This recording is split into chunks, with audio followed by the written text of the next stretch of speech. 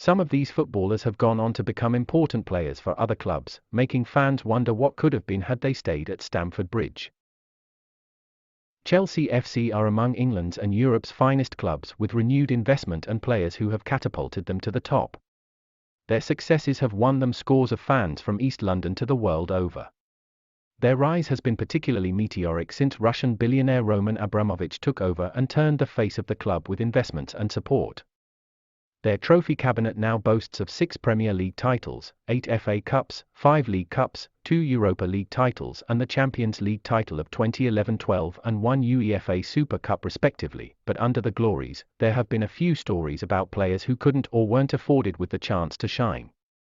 Some of these players have gone on to become crucial cogs at other clubs, reminding Chelsea FC of their mistakes.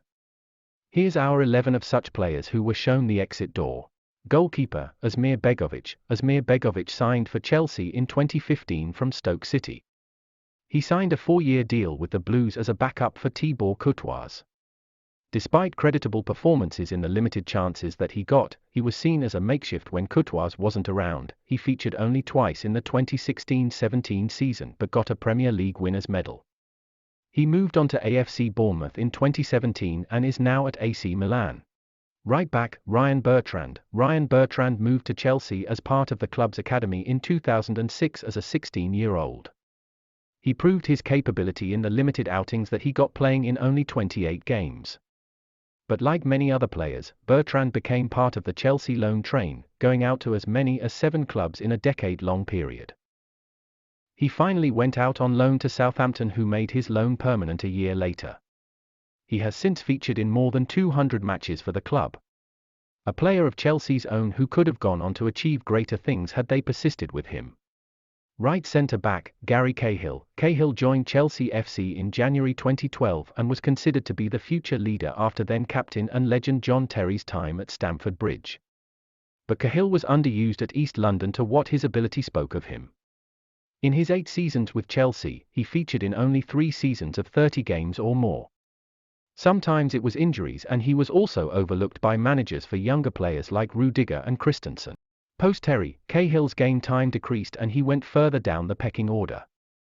In his final season, he featured in only 2 games in the Premier League, after which he left for Crystal Palace. Chelsea missed his experience and his absence was immediately felt as Chelsea conceded 54 goals last season, more than 13th-placed Crystal Palace. He was an important part of Chelsea's success, winning the Champions League, 2 Europa Leagues, 2 Premier League titles and a League Cup. He was also nominated to the PFA Team of the Year thrice, 2013-14, 2014-15 and 2016-17. Left centre-back, Nathan Ake. Nathan Ake spent a year at Chelsea's academy before being promoted to the first team in 2012 and getting good reviews from then-manager Jose Mourinho. But Ake was used for only 7 matches across all competitions in 3 years before he went on his first of 3 loan spells with Reading, then Watford in 2015-16 and finally to AFC Bournemouth in 2016-17 before signing for the club permanently the next season.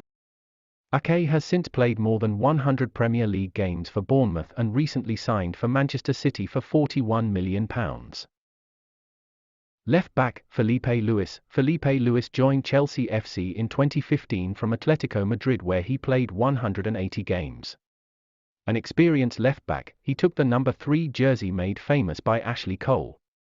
Luis featured in only 26 appearances across all competitions, including 15 in the Premier League. Although he finished with a Premier League and League Cup winners' medal, he returned to Atletico Madrid as Chelsea signed Marcos Alonso. It was a move that left people curious as to what ensued behind the scenes. He returned to Atletico and went on to win the Europa League title in 2017-18 before moving to Flamengo, where he is currently plying his trade. Defensive centre midfielder, Declan Rice. Declan Rice is another product of the famed Chelsea academy. He joined them at the age of 7 and spent 8 years there. While in the academy, he was considered one of the brightest prospects and was slated to make it to the first team. But Rice was sold to West Ham United in 2014. Since moving to East London, Rice has racked up 101 Premier League matches for the Hammers at the age of just 21. In the recent transfer window, Chelsea have reportedly lodged a bid to re-sign their academy graduate, but you would rather wonder what prompted them to sell him off to a London rival in the first place.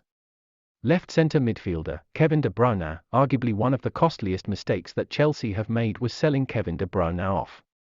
The Belgian playmaker joined the club in the winter transfer window in 2012 from KAA Gent and was sent on loan 6 months later. He returned in 2013 and despite assurances by then-manager Jose Mourinho, he played in just 9 games in all competitions. He was loaned off to Wolfsburg, who made his loan permanent owing to brilliant performances in the Bundesliga. He has since shone at Wolfsburg and then Manchester City, where he has grown into one of the best players in the world and has already won 7 trophies at City, including 2 Premier League titles. A costly mistake indeed.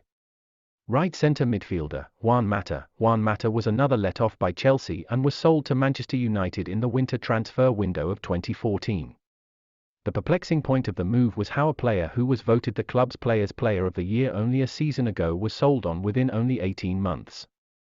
Mata was a vital cog in Chelsea's successes as he assisted Didier Drogba's equalising goal in the 2011-12 Champions League final, which Chelsea went on to win, and also assisted Branislav Ivanovic's winner in the Europa League final a year later. Since moving to United, he won the 2015-16 FA Cup as well as the Europa League and League Cup in 2016-17.